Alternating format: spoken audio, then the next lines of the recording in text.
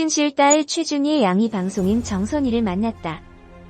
최준희 양은 9일 자신의 인스타그램에 오랜만입니다요 라는 글과 함께 사진 한 장을 게재했다.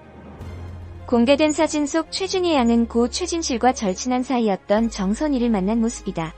정선희는 카메라를 향해 환히 웃고 있고 최준희 양은 반려견을 안고 V자를 그리는 중이다. 두 사람의 다정한 투샷이 훈훈함을 자아낸다. 최준희 양은 유튜브 데일리 준희의 채널을 운영하고 있으며 정선희는 현재 MBC 표준 FM, 정선희, 문천식의 지금은 라디오 시대를 진행하고 있다. 최진실의 딸 최준희가 루푸스 투병 중이라고 고백했다.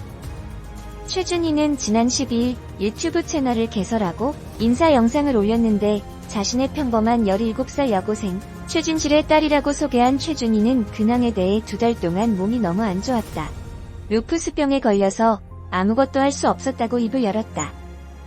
이어 난치병 루푸스라는 질환이 있는데 자가 면역 질환이다. 2달 동안 병원에 입원해 힘든 시간을 보냈다.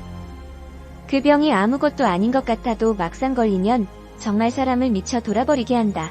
이제 조금 나아지기 시작해서 어제 퇴원했다고 말했다. 2주 만에 10kg이 늘어 살이 찌게 된 고민도 털어놨다고 한다. 이에 네티즌들은 루푸스 병이 어떤 병인지 궁금해 실검까지 오르게 되었다. 루푸스 병은 전신 홍반성 낭창이라고도 불리우는데 주로 가임기 여성을 포함한 젊은 나이에 발병하는 만성 자가면역 질환이라고 하네요. 환자 중 여성이 90% 이상을 차지하는 병이다. 라틴어로 늑대라는 의미로 피부에 염증이 늑대에게 물린 것과 비슷하다고 하여 붙여진 이름이며 줄여서 루푸스라고 된 것이라고 한다.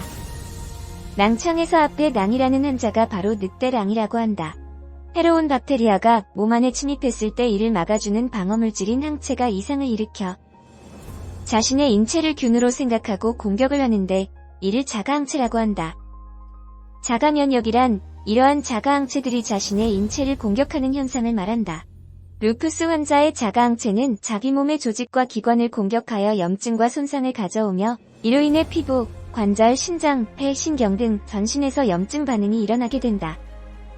현재 루푸스 병의 정확한 원인은 아직 밝혀지지 않았다고 하는데 다만 루푸스는 자가면역 질환으로 몇 가지 호르몬, 유전적, 환경적 요인이 복합적으로 작용하여 발생하는 것으로 알려져 있다. 천의 얼굴을 가졌다고 표현하는 것과 같이 극도로 치명적인 경우가 있는가 하면 진단받고서도 평생을 거의 모르고 사는 경우도 있는 등 매우 다양한 양상을 보이는 병이 루푸스병인데 보통은 장기 침범이 있는 경우와 없는 경우로 나뉜다고 한다. 전자의 경우는 관리가 없다면 치명적인 경우가 생길 수 있으며 후자의 경우 대부분 별 문제 없이 지낼 수 있다고 한다. 최진실 딸 최준희는 거울을 볼 때마다 자존감이 팍팍 깎이고 나는 왜 이렇게 괴물같이 변했지란 생각이 든다고 한다. 지금도 완치가 아니라 회복 중인 단계라며 뚱뚱해졌다, 못생겨졌다란 댓글이 달려도 감안해야 하는 부분이다라고 털어놨다. 하지만 어떤 모습이든 있는 그대로의 최준희 양을 응원하고 사랑하는 사람들이 본인의 생각보다 훨씬 많다. 그 사람들 생각하면서 앞만 보고 달리길 바랄다. 말도 잘하고 그림도 잘 그리고 글도 잘 쓰고 어마어마한 재능을 잘 살렸으면 한다.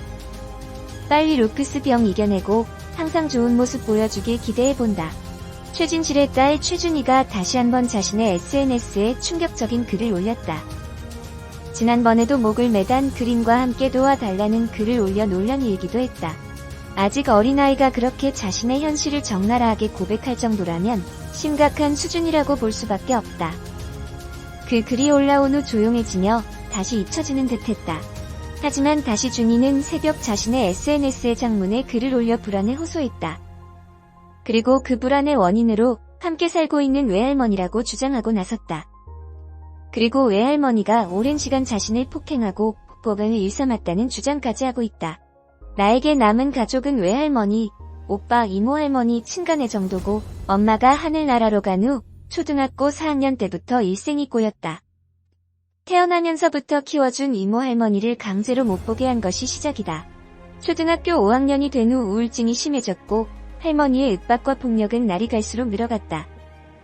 좋아하는 남자가 생겨 그나마 버틸만 했지만 외할머니는 남자에게 미쳤다고 상처를 줬다. 어느 날 크게 말다툼을 하다 옷걸이로 때리려 했고 필사적으로 막았더니 손을 물었다.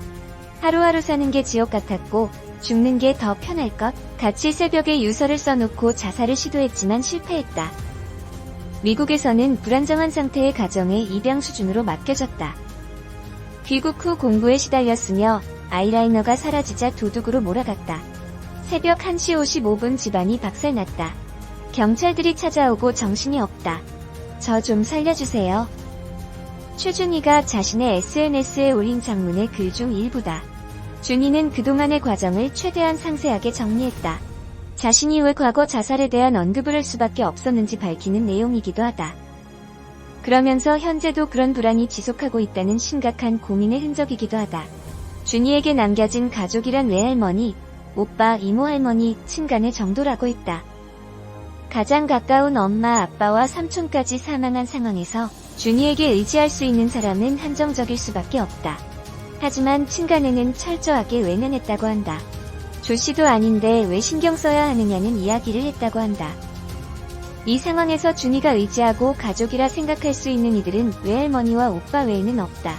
친인척은 아니지만 태어나서부터 자신을 키워줬던 이모 할머니는 외할머니가 만나지도 못하게 한다는 점에서 준희에게는 두 사람이 전부다. 최진실과 친했던 연예인들이 존재하기는 하지만 그들 역시 남일 수밖에는 없다. 초등학교 5학년이 된 후 우울증이 심해졌고 할머니의 윽박과 폭력 역시 갈수록 늘어났다고 적었다. 많은 문제로 다투고 할머니의 폭행까지 이어지며 자살을 시도했다고 밝혔다. 이 부분이 충격적이다. 가장 가까운 이들이 모두 자살로 숨진 상황에서 어린아이가 다시 그 길을 선택했다는 것 자체가 섬뜩하게 다가온다. 불안정한 상태에서 입양 수준으로 미국 유학을 가야만 했다고 한다.